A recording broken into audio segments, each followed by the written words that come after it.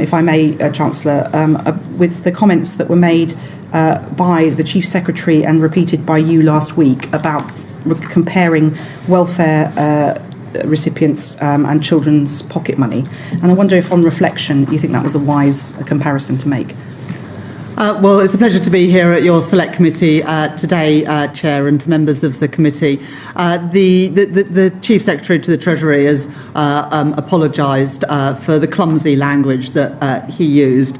It wasn't the right language. I was asked a specific question. I did not, first of all, hear the previous interview of the Chief Secretary, and so the question to me was put about pocket money, but it's not a right analogy, and apologies have already been made. Okay, so you're making an apology too for the comments that you made on the... I don't think I made the same comments, but the analogy of comparing pocket money and personal independence payments is clearly not right. Okay, well, thank you for that. Rachel's lies continue from one hearing to the next. She was forced to issue an apology, but it seems those were nothing more than empty words. Visibly rattled and audibly defensive, Rachel Reeves found herself on the receiving end of rare but righteous fury this week, after her dismissive comments about welfare payments sparked widespread condemnation. In a moment that will likely haunt her political career for some time, Reeves compared vital benefits such as personal independence payments, PIP, to pocket money, a phrase so tone-deaf and contemptuous, it's astonishing it left the lips of someone hoping to become Chancellor of the Exchequer. And I also just wanted to touch on an important issue. When we were up in the Darlington campus examining the work of the Treasury on that very day, the 11th of February, there was a leak, well, we believe it was a leak, and I think there was a leak inquiry in the department of the OBR forecast. Do you take that as a serious matter? Yes, I do. I do not condone leaks. There's always going to be speculation ahead of things like a spring statement or a budget about the different measures. Some people who say that they are a source close to one department or another aren't always as close as they say they are, and so sometimes those leaks are more speculation rather than leaks. But when you took evidence from James Bowler, the Permanent Secretary at the Treasury in Darlington on the 11th of February, he rightly said that he would do a leak inquiry into that. But maybe I'll pass to my colleague Will McFarlane to say a little bit more about that. Thank you, Chancellor. Thank you, Chair. I think the Permanent Secretary wrote to the committee in March just to update on the fact that he had opened an inquiry into the article as discussed with you, including into whether this article was in fact a leak, or as the Chancellor says, and I think Richard Hughes from the OBR reflected to you yesterday, a sort of feature of speculation, people knowing how the OBR forecast works. So that inquiry is open. It is our policy as a department not to comment on leaks or other speculation about forecasts or indeed policy ahead of financial and economic statements. However, the Permanent Secretary is absolutely clear on the point of principle that all forecasts are market-sensitive material and private and should be protected and should be announced to Parliament in the proper way at the end of the process.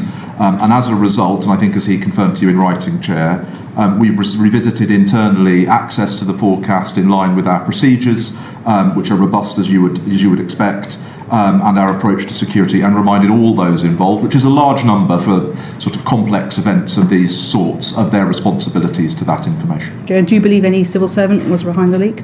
I'm not going to comment on leaks or speculation. The backlash was swift and uncompromising.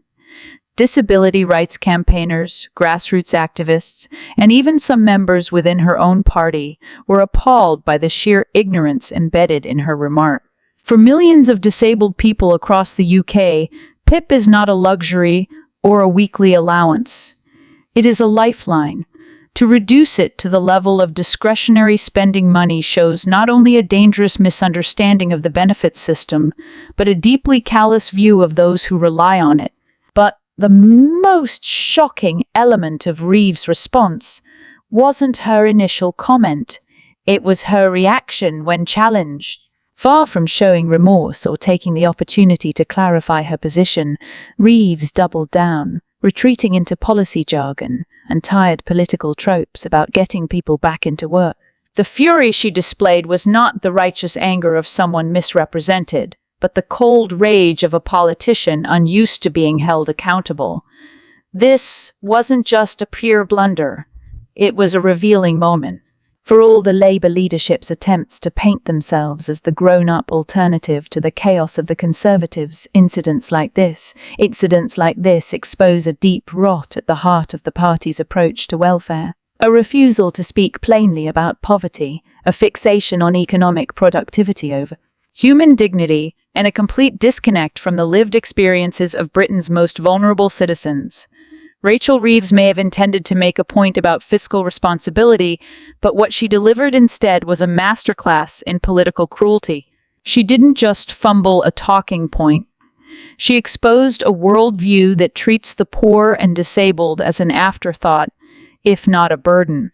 And if this is the tone Labour intends to set going into a general election, it may find that the public, especially those living on the sharp end of austerity, have had quite enough of being spoken down to.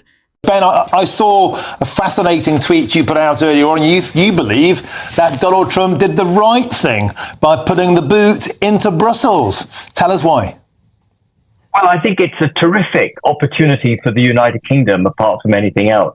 You know, you've been talking to Chris Hope just now about accelerating a trade deal with the US. But, you know, international trade is all about relative competitiveness. And by imposing bigger tariffs on the EU than he has on the United Kingdom, through the back door, actually, we've just been gifted a trade deal with the US. We are now a better trading proposition for the United States than the EU. And if the EU hits back, as von der Leyen said she would, you can expect the relationship between the EU and the United States to go from bad to worse. And the big beneficiary in that is going to be the United Kingdom, with or without a trade deal with the United States of America. What we will see, it'll take time because businesses take time to reposition, but we will inevitably see businesses from Europe relocating to the United Kingdom so that they can take advantage of a better trading relationship with the United States, which is still the biggest trading partner of the European Union in the globe. And so this has actually worked incredibly well for us. What Starmer mustn't do is retaliate with tariffs. If he does that, he ends up in the same sinkhole down which von der Leyen wishes to take the European Union. But I woke up with a smile this morning when he put a relatively high trade tariff on the EU and a relatively low one on the UK. This is actually us, the United Kingdom, through the back door, taking advantage of having left the EU's customs union. The carefully cultivated relationship between Labour leader Keir Starmer and the European Union may be heading for rough waters. After years of attempting to reposition Labour as the pro-European, economically responsible party capable of repairing the damage of Brexit, Starmer now finds himself on the brink of a geopolitical shift that could force Britain to reconsider where its true alliances lie. With Donald Trump returned to the White House and signaling a fresh wave of protectionist trade policies, some analysts suggest that Brexit Britain could ironically benefit from the very global upheaval that once threatened to isolate it. Ben Habib, businessman and former Brexit Party MEP, has made the case that Trump's proposed tariffs on EU exports could serve as an unlikely boon for the UK. If Trump slaps tariffs on the EU, they'll be scrambling to find new export markets. That opens a door for us, Habib argues. In his view, Britain's post-Brexit flexibility could be turned into a strategic advantage, if and only if the UK government has the political will to act independently of Brussels. This analysis presents a potential conundrum for Starmer, whose political strategy has largely relied on soothing relations with Europe and reassuring the business sector that a Labour government would not mean another wave of economic disruption. If Trump implements tariffs that heavily impact EU industries, particularly in automotive and agriculture, Brussels could be forced to redirect its global trade priorities. Britain, with its regulatory autonomy restored post-Brexit, could step into that breach, but doing so would require a sharp pivot away from Starmer's current trajectory. In many ways, This emerging situation highlights the central tension in Labour's approach to Brexit, a desire to remain close to the EU without rejoining it, coupled with a cautious reluctance to fully embrace the competitive opportunities that Brexit offers. Critics argue that this hedging approach leaves Britain neither fully aligned with Europe nor confidently global. If Trump's tariffs do materialize, that middle ground may become increasingly untenable.